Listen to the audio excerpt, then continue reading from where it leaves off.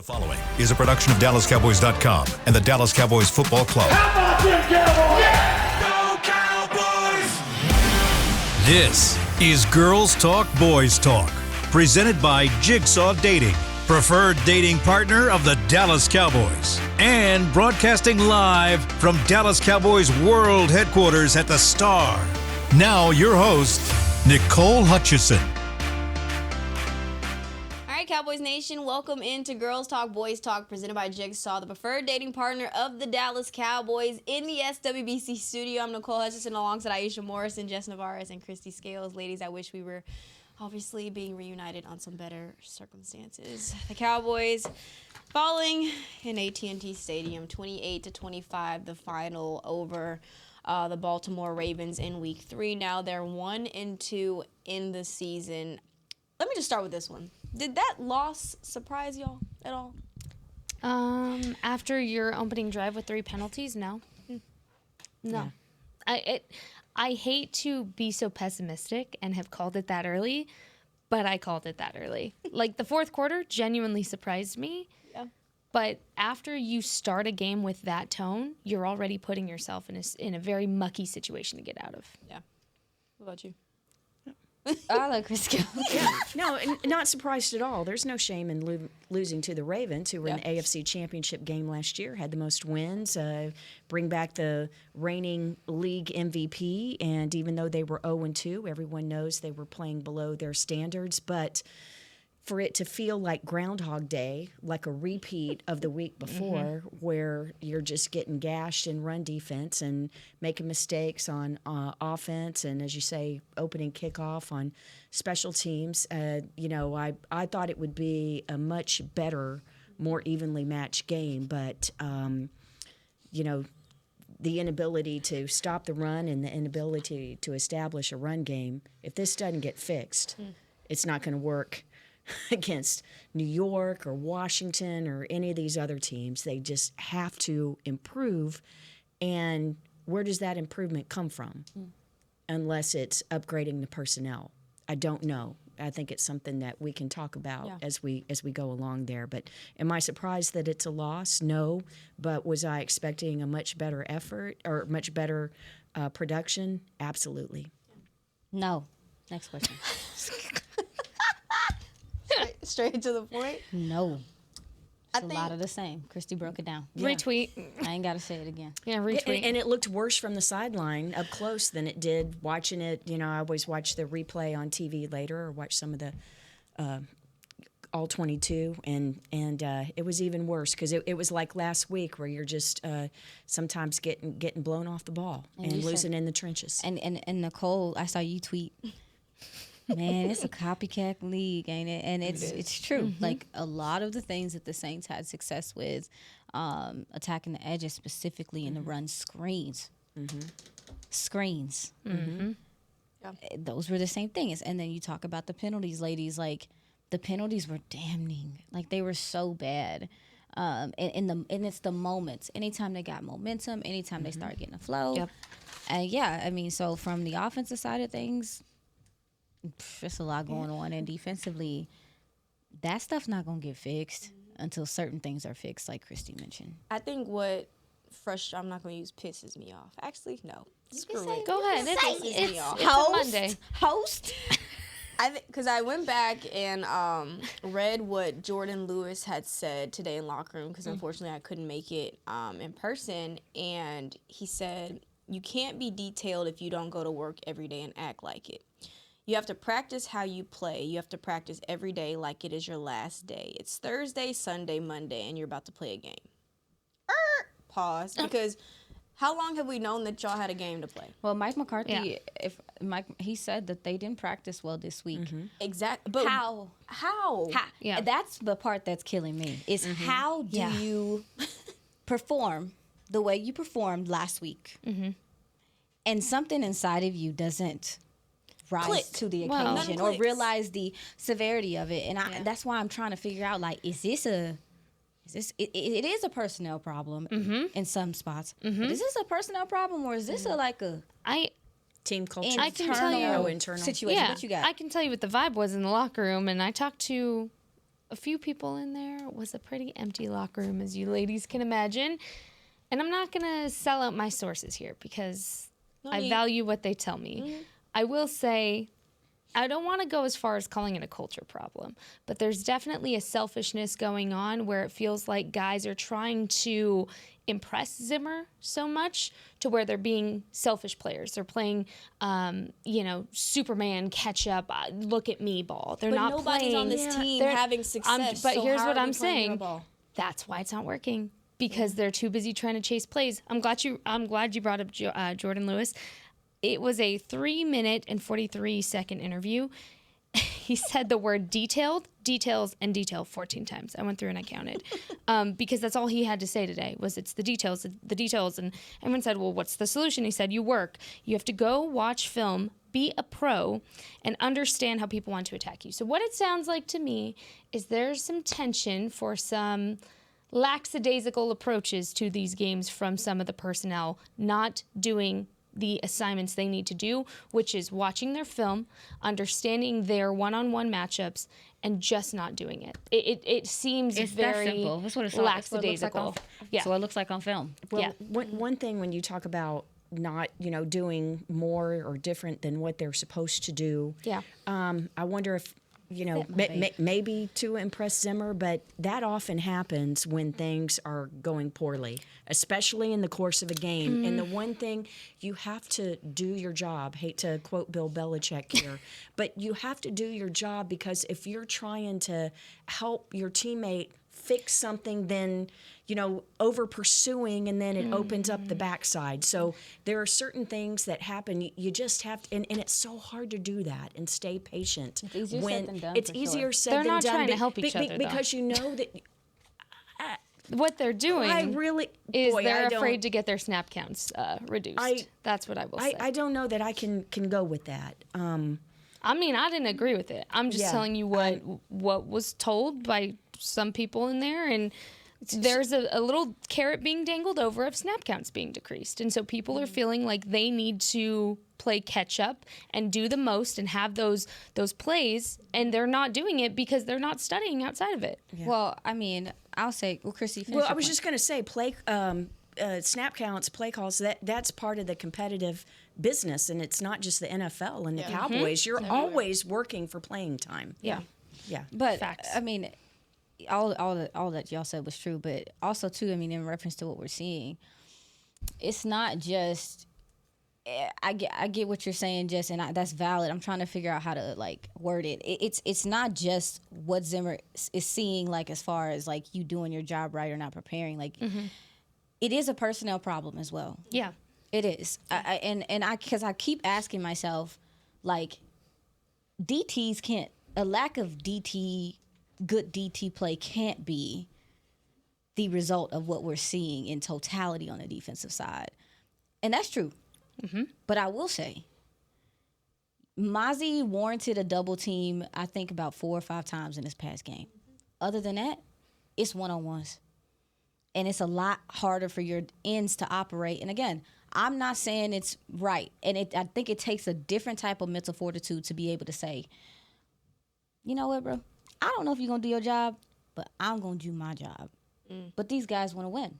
So it's the way that they're playing these guys, even from looking for these DTs and them not playing that well, and then the ends overcompensating, getting pinned inside. I would like to ask what the RPO defensive scheme was, because they did seem like their feet were in the mud. Now, Lamar Jackson will do that to you. Sure, that he makes a lot of people and I think look bad. that was a lot of it. Yeah. No, seriously, it's not an excuse. It's just seriously. a fact. And he did. But I'm your linebackers, they're not filling the right gaps. Your safeties, when they come up, I'm not sure what their assignments are because they're all over the place and they're not filling the right gaps. So it's guys, to your point, guys are not playing for each other, but I think that they are compensating across the board in different ways. Yeah.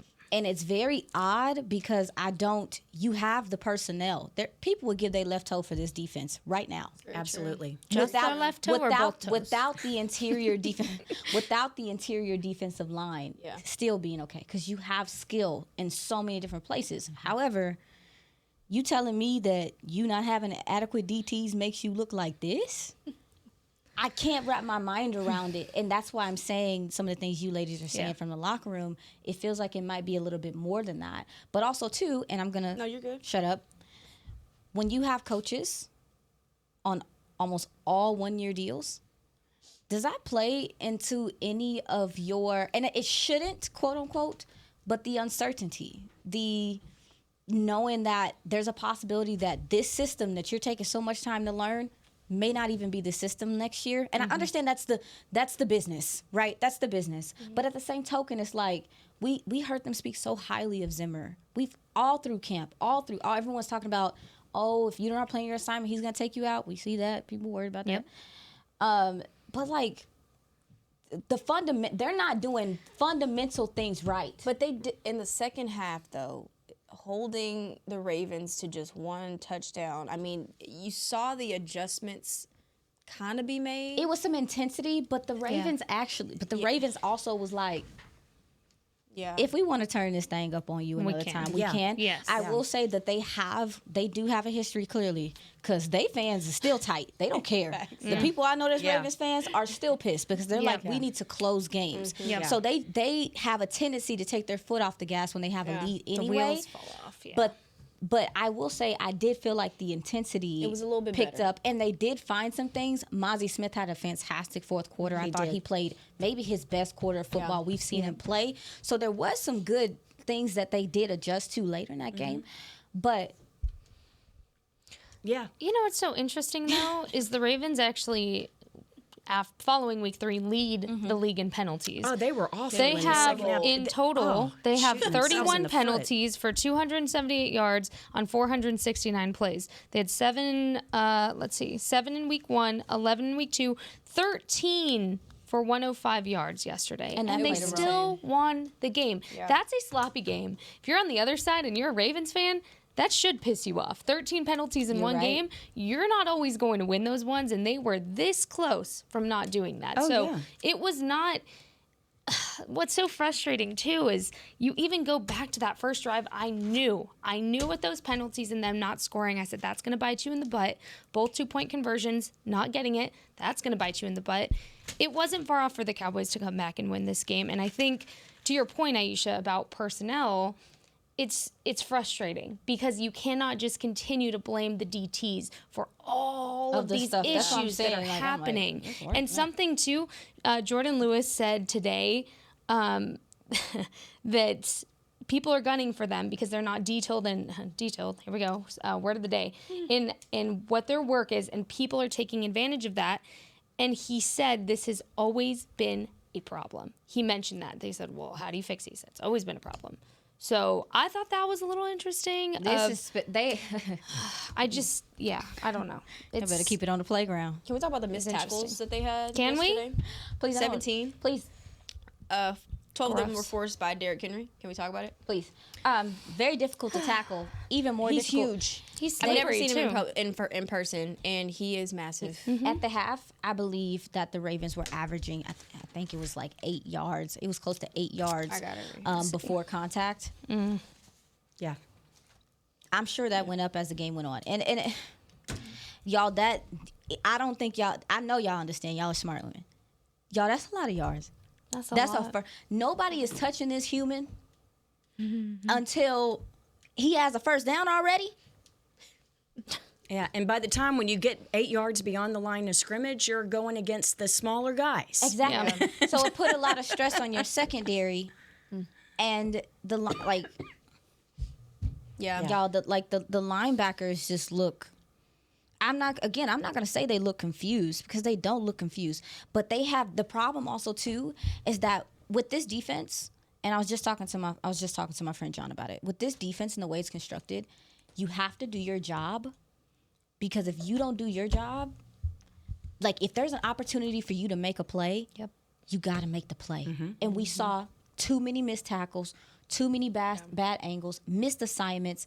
And again, this is a hard team to play against because of Lamar. It is like they put so much stress on you, and I mean he was making plays up.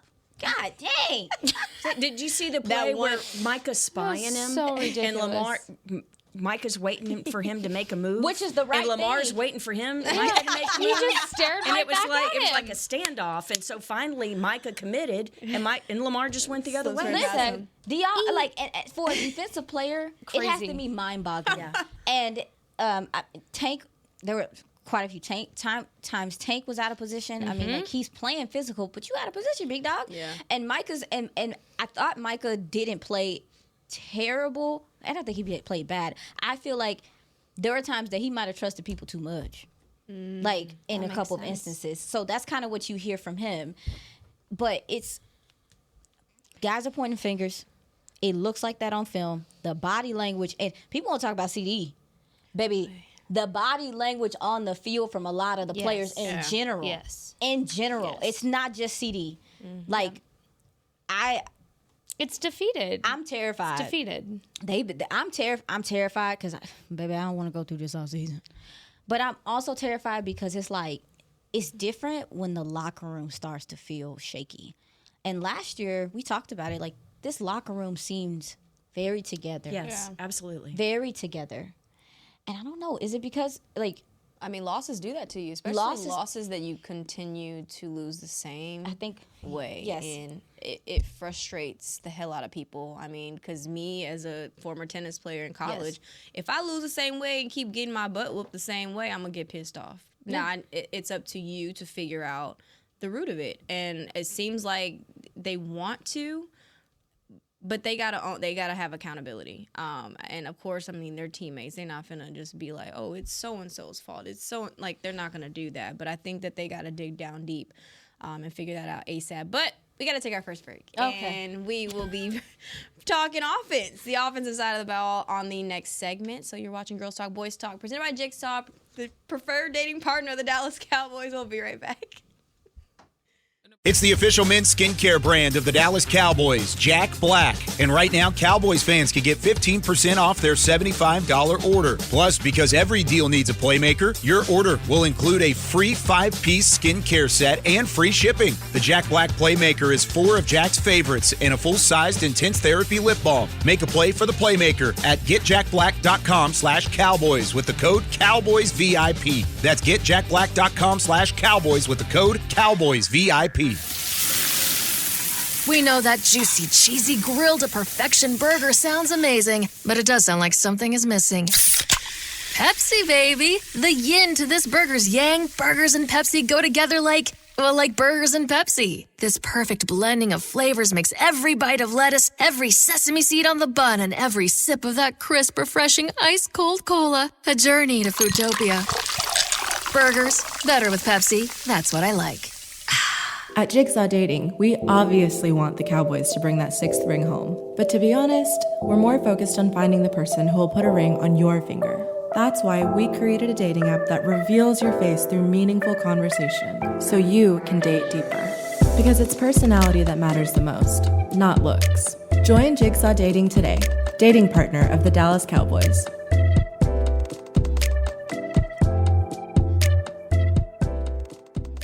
The Dickey family always mandated that the only Polish-style sausage worthy of their restaurant must have high-quality coarse ground beef and pork, rich spices, and fresh natural casings. We still serve it to this day, and it's so popular, Dickey's sausage has been named the official sausage of the Dallas Cowboys. The perfect matchup on game day. Dickey's Barbecue Pit. No one outsmokes us. Order at dickeys.com. For groups, call 866-BARBECUE. Dibs on the ribs.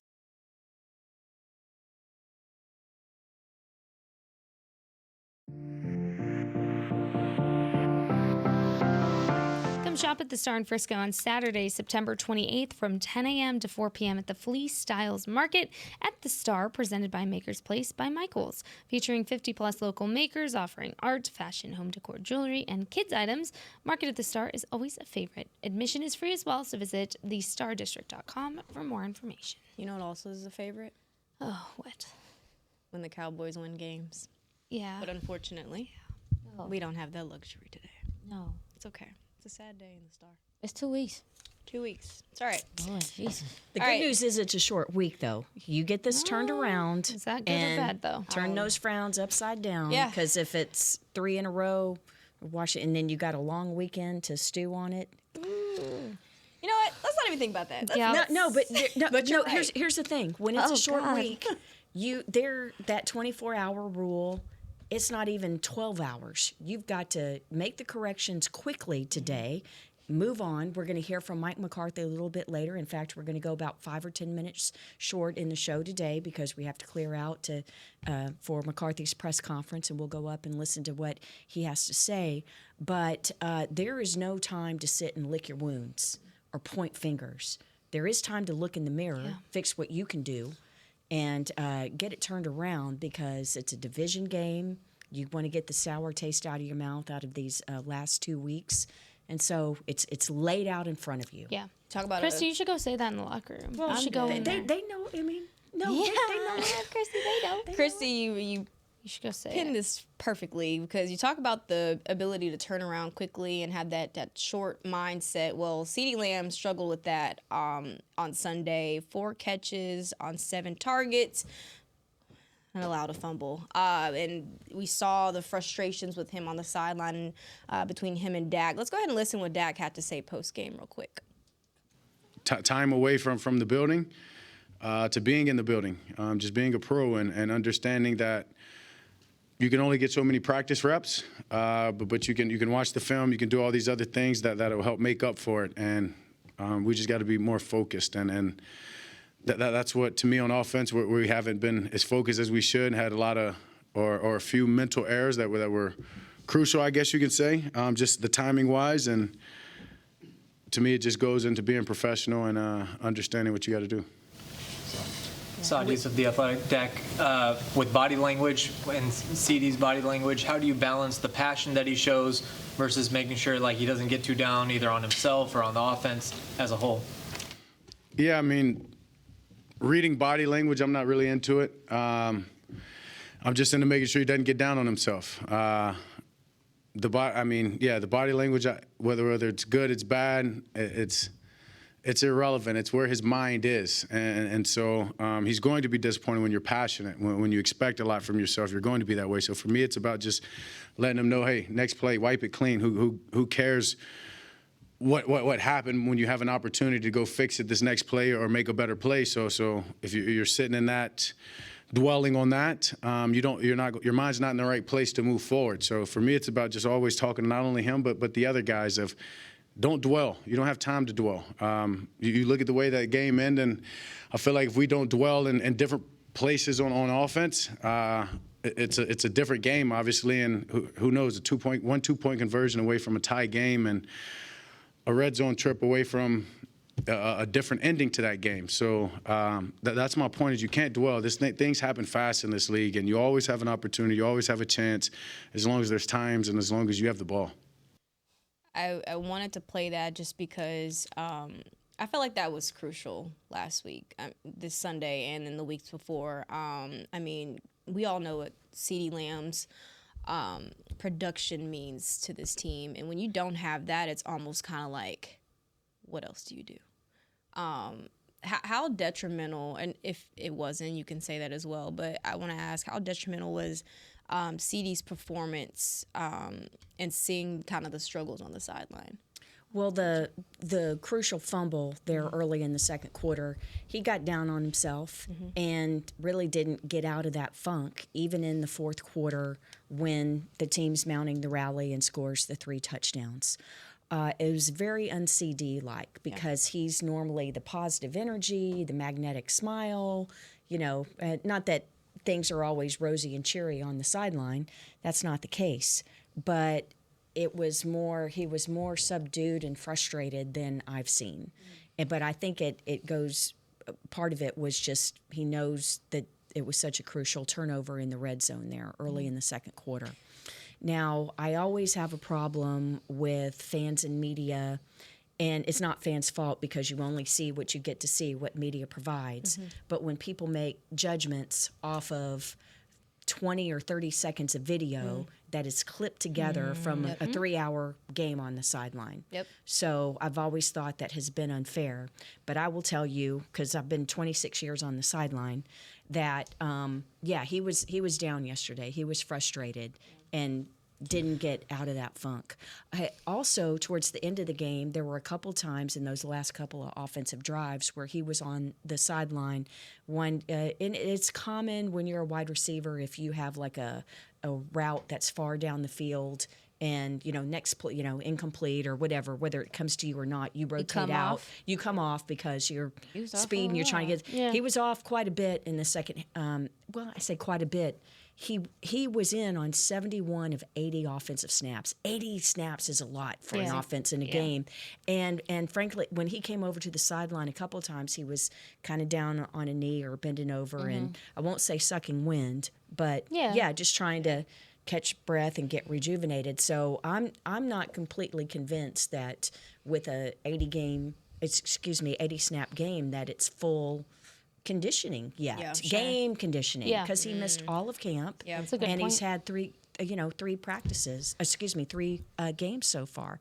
So I think that was part of it as well. Thank you for that, Christy. Yeah, I mean, look, I get so frustrated also, Christy, of the reaction of seeing a very clipped together short few seconds from a good camera angle on the sideline. And having worked in TV production, I just want to tell you how it works is if you're in behind the camera, you're finding a good spot, you stay on there and you go back and you read it back to whoever's switching the buttons to your camera to say, hey, I got him, I got CD, I got an eye on CD.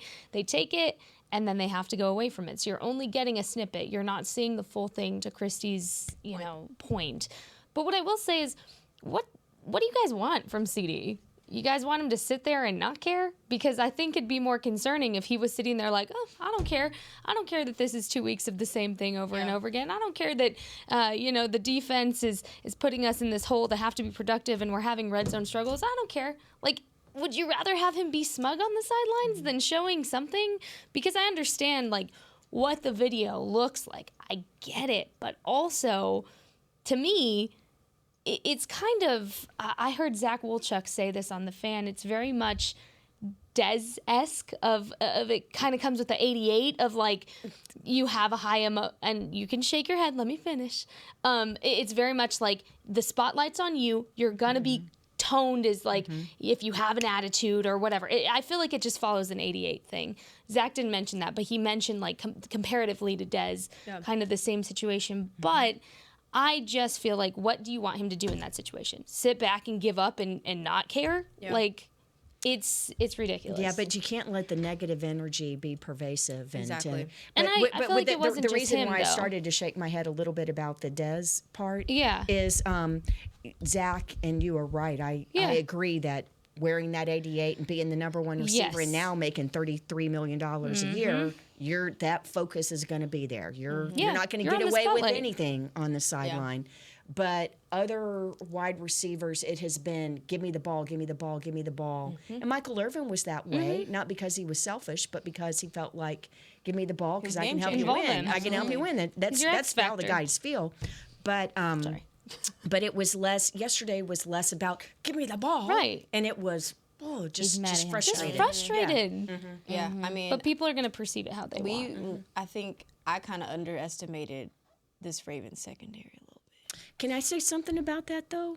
Go for it. Because on the field, I tell you, how, and this is not throwing shade at the officiating crew, but I will tell you that different officiating crews will call games tighter in the secondary. Yes. And this crew was letting the Ravens secondary be physical. And that Cowboys wide receiver core, the receiving core, did not handle that well. Yeah. And after that first series, I'm like, ooh, this is going to be a long day. Well, they mentioned it like that there were some calls that were right on the cusp that you either call it and you're wrong or you don't call it and you're wrong. They mentioned that on the broadcast, and I noticed that too. So there's a lot of hand grabbing, even with that shot to Cooks. That shot to Cooks in the end zone. His hand, the dude was grabbing his hand. And to your point, Christy, about CeeDee Lamb and the conditioning and stuff, when somebody's pressing you all game, and you gotta get off. You gotta get off the line of scrimmage, and you gotta play through contact.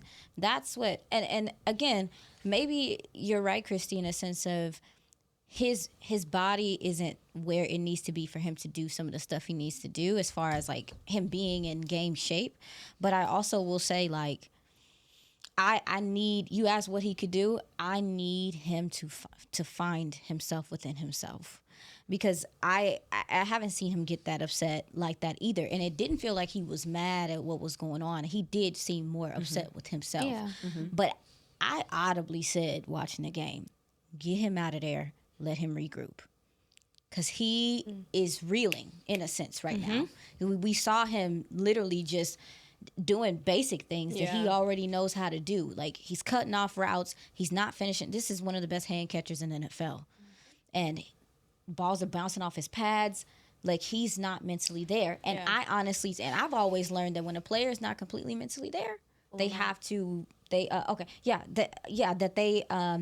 how guys get hurt. That's how when they're second guessing themselves, they put themselves in bad positions. So, okay, sorry. My bad. No, you were fine. Oh, okay. I thought we had to go. No. I'm sorry. No, keep but going. No. In regards to him, I do understand his frustration, though, as well, with the concepts and just kind of how the offense feels, and that there's no rhythm, to your point, Christy. I mean, you're still struggling to run the ball. I think they found some success in some spots, but the holding calls and things like that, it shuts down the whole drive, but he can't talk because he had a false start too. You have false starts from your tight ends all day. Everyone's frustrated because you can't get in a rhythm. So I just, man, listen, you mentioned the lack of separation. How it's, I don't think we underestimated the Ravens defense. I did, for sure. I didn't, because they did do exactly what I thought they was going to do, because they show as heck Jake Ferguson had a field day for the most part, and he would have had more of a party if he wasn't, if the offense was able to get into a flow. But I was just shocked at just how good they were covering those guys. Like, because I looked at the stats. Dak Prescott threw into a tight window on 35.3% of pass attempts in Week 3. That was the highest rate in a game over 6 seasons. So that was since 2018. Wow. That's You gonna give us that again? Huh? I'm gonna get this from you. I need to get that stuff from you. Say it again. Say it Dak again. Prescott threw into a tight window on 35.3 of pass attempts in Week 3. I think I had that. It was the years. His highest rate in a game over 6 seasons, so that was since Week 4 of 2018. I mean, you can only do so much with an offensive line that's shaky. I mean, that's a lot of it too, man. The quarterback does not feel comfortable back there. You can see it. He's getting it from his left and his right. And, so. But I also want to shout out Kevontae Turpin and Jalen Tolbert, because still as wide receivers, you got to find a way to get open, and they both did. Yeah. Shout out Terp. We got to go ahead and take our second break, though. So you're watching Girls Talk, Boys Talk, presented by Jigsaw, the preferred dating partner of the Dallas Cowboys. We'll be back with more breakdown of the Cowboys-Ravens matchup in Week 3. The Dickey family always mandated that the only Polish-style sausage worthy of their restaurant must have high-quality coarse ground beef and pork, rich spices, and fresh natural casings. We still serve it to this day, and it's so popular, Dickey sausage has been named the official sausage of the Dallas Cowboys. The perfect matchup on game day. Dickey's Barbecue Pit. No one outsmokes us. Order at dickeys.com. For groups, call 866-BARBECUE. Dibs on the ribs. We know that juicy, cheesy, grilled to perfection burger sounds amazing, but it does sound like something is missing. Pepsi, baby! The yin to this burger's yang. Burgers and Pepsi go together like burgers and Pepsi. This perfect blending of flavors makes every bite of lettuce, every sesame seed on the bun, and every sip of that crisp, refreshing, ice-cold cola a journey to Foodtopia. Burgers, better with Pepsi. That's what I like. At Jigsaw Dating, we obviously want the Cowboys to bring that 6th ring home. But to be honest, we're more focused on finding the person who will put a ring on your finger. That's why we created a dating app that reveals your face through meaningful conversation, so you can date deeper. Because it's personality that matters the most, not looks. Join Jigsaw Dating today, dating partner of the Dallas Cowboys.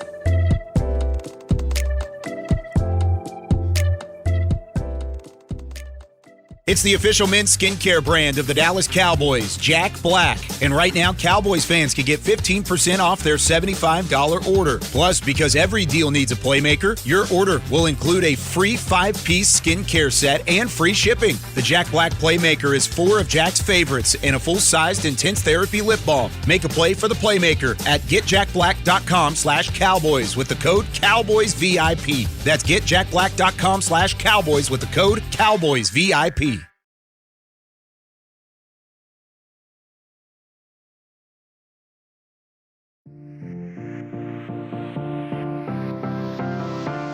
Are you the 2024 Dallas Cowboys Fan of the Year? The Cowboys and Captain Morgan are celebrating extraordinary, inspiring, and original fans. Nominate yourself for the biggest Cowboys fan you know for a chance to be named the 2024 Fan of the Year and win prizes, including a trip to Super Bowl 59. Visit DallasCowboys.com/Fan of the Year. Go Cowboys. All right, ladies, before we wrap things up, I've got to ask the question of what did y'all think about Mike McCarthy's play calling on Sunday? Thoughts? Crickets. Concerns. Crickets.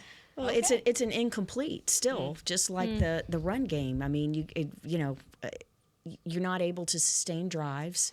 You're shooting yourself in the foot with penalties, falling behind the sticks. So it's not excuses; it's reasons for why things. And there, again, a couple of missed connections between Dak and CD.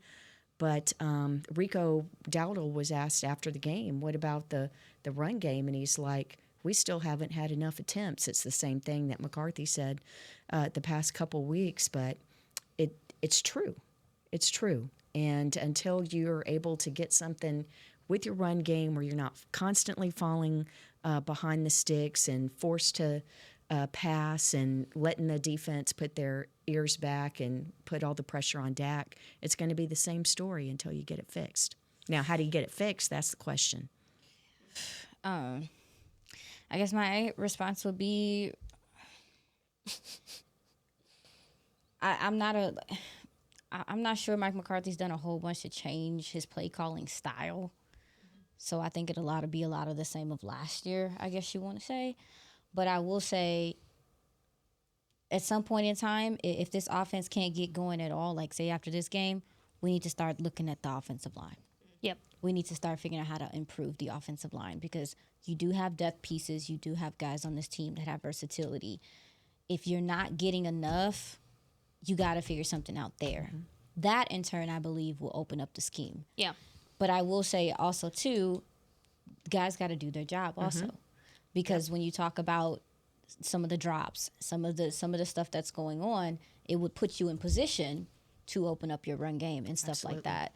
So to me, that's my next thing on the menu. I've been on record saying that I think that this offense leaves a lot to be desired from a schematic standpoint. However, it can work because you have the quarterback to do it. But I think that the offensive line is a lot of the problem right now. And even so, I was fussing about motion and stuff like that. He's not going to throw out no motion if you get false starts standing up straight. Mm-hmm. So, yeah, that's my thing. Go ahead. What you got, Jess? I'm going to say... here's what I'm going to say. I'm tired of talking about the same things that this scheme does not have, such as the run game. That was an issue last year. And then you kind of saw a spark, and then now it feels like you're back 10 steps. Given new personnel, Tony Pollard's not here anymore. I understand all that. But it just feels like the same problems and no real solutions have been given at this point. I also think on the other side of things, having a new play caller or somebody else in that position could put Dak back 10 more steps. And then you're kind of starting from scratch.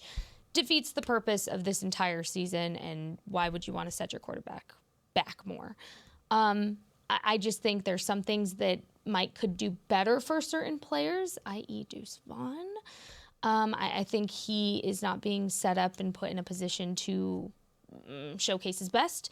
But again, without a sturdy offensive line, there's not much you can really do in terms of creative play calling. I want to see more Lipke. Well, that's Yeah. that's a question we'll be able to ask Mike McCarthy in that press conference in about 5 minutes. So we have got to go. But Cowboys Nation, if you want to get answers from Mike McCarthy, go ahead and tune in to DallasCowboys.com and to Twitter because they will be streaming the press conference live. But so long, we will see y'all back here tomorrow in the SWBC studio for Girls Talk, Boys Talk, Cowboys Nation. Bye. This has been a production of DallasCowboys.com and the Dallas Cowboys Football Club. How about this, Cowboys? Yeah!